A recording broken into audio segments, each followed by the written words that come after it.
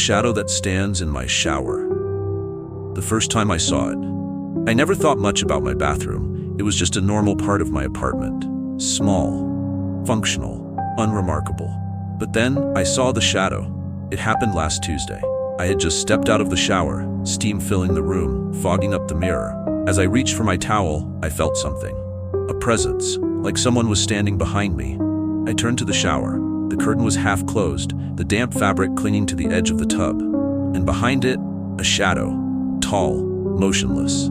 It wasn't my shadow. I wasn't standing in the right position for it to be mine. And yet, there it was, a dark silhouette cast against the white curtain. My chest tightened. I wasn't alone. A cruel joke? My first thought was that someone had broken in. I yanked the curtain open. Nothing. The shower was empty. My heart was pounding. Maybe it was a trick of the light? Maybe the steam had played with my eyes? I convinced myself it was nothing, just my imagination. But then, the next night, it happened again. The shadow returns. This time I was brushing my teeth. The bathroom was silent except for the soft hum of my electric toothbrush. The mirror was still fogged from my shower. And then, in the glass, I saw it.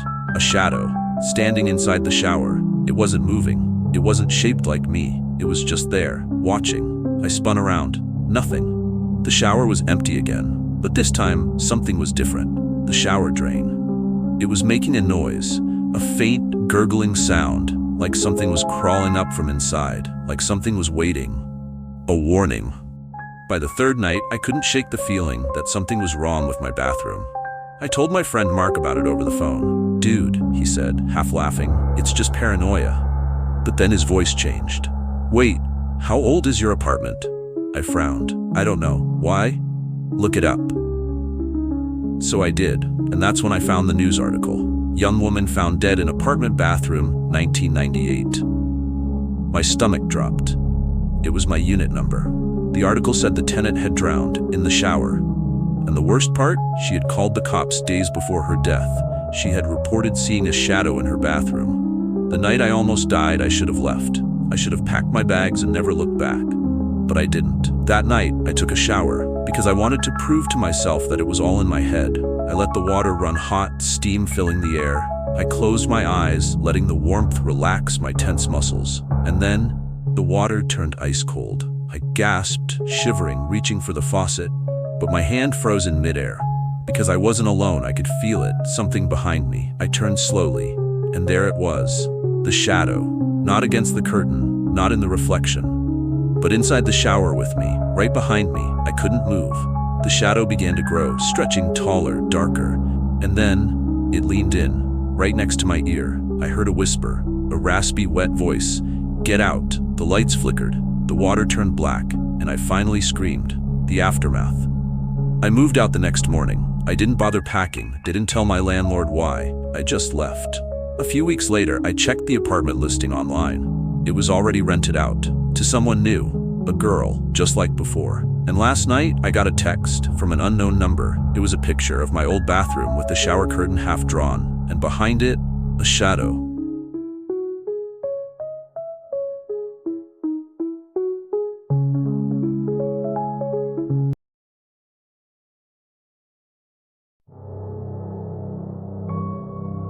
The man who walks the highway at 3 a.m., the first time I saw him. It started on a road trip. I was driving alone, miles away from the nearest town. The highway stretched endlessly ahead, cutting through the dark, empty desert. It was 3 a.m. I had the radio on low, trying to keep myself awake. My coffee was cold, and my eyelids were heavy. Then, I saw him. A man, walking on the side of the highway. He was alone, dressed in dark clothing, his head slightly tilted downward. There were no houses nearby, no parked cars, just him.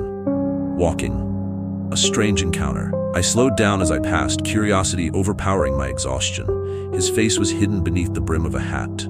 His clothes were old, tattered, like he had been walking for days. I had this strange feeling, like he knew I was looking at him, like he was waiting for me to stop, but something about him felt wrong. I drove faster, but when I checked my mirror, he was gone. A second sighting, I chalked it up to fatigue, a trick of the mind. But then, 2 nights later, I saw him again. Same stretch of highway, same exact time. 3 a.m. This time he was closer to the road, closer to me. He didn't raise his head, he didn't move differently, but as I passed, I swear I saw his lips move, like he was muttering something. A driver's warning. At the next gas station, I told the cashier about him. The guy was old, wearing a greasy trucker hat. His face went pale when I mentioned the man on the highway. "You saw him?" he asked. I nodded. He leaned in, lowering his voice. "Don't ever stop for him," he said. "No matter what, no matter if he waves you down or if he's hurt, just keep driving." My stomach dropped. "Why?" I asked. He hesitated. Then in a whisper, "Because the ones who stop never make it out." The final encounter. I should have taken his warning more seriously, because a week later, it happened again. Same road, same man. But this time he was standing in the middle of the highway, facing me. My headlights hit him full on, but his face was just wrong. It was like his features didn't fit, like he was wearing someone else's skin. I slammed the brakes, and that's when he moved, not like a person, not like anything human. 1 second he was standing still, the next he was at my window. I didn't see him move, there was no time. He was just there, his hand pressed against the glass. And when I looked into his eyes, I saw nothing, just a dark, endless void. Then he opened his mouth, and I heard a sound I will never forget, a scream, not from his mouth, but inside my own head.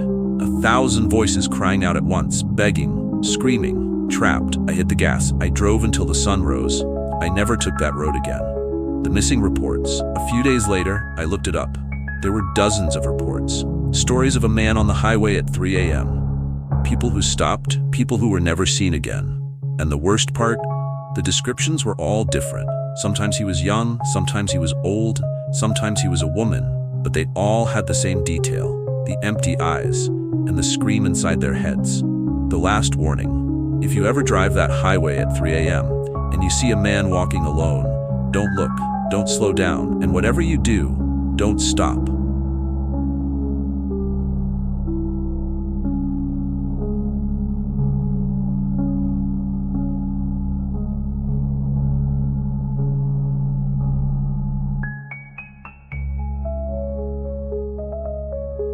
The roommate who was never really there. Moving in college dorms are supposed to be lively, noisy, and crowded. But my dorm was different. It was too quiet. I was assigned to a small, 2-person room on the 4th floor of an old building. My roommate, Daniel, had already moved in when I arrived. He was polite, but distant, kept to himself, didn't talk much. At first I didn't mind.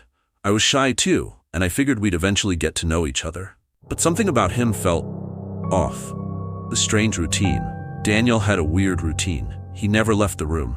Whenever I came back from class, he was always there, sitting on his bed, reading a book, or staring at the wall. At night, he never slept. I'd turn off the lights and climb into bed, but I could feel him awake, lying there, watching. His breathing was too steady, too calm, like he was pretending to be asleep. The door that never opened. One night, I had to pull an all-nighter at the library for an exam.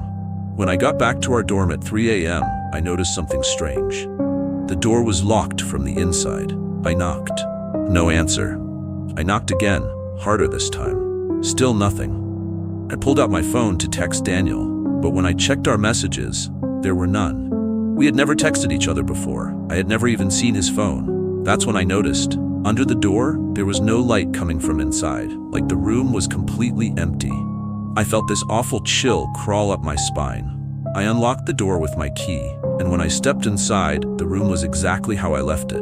Except Daniel wasn't there. His bed was made. His books were gone. His side of the room was completely empty, like no one had ever lived there. The missing records. The next morning, I went to the dorm office to ask about Daniel. The lady at the desk frowned at me.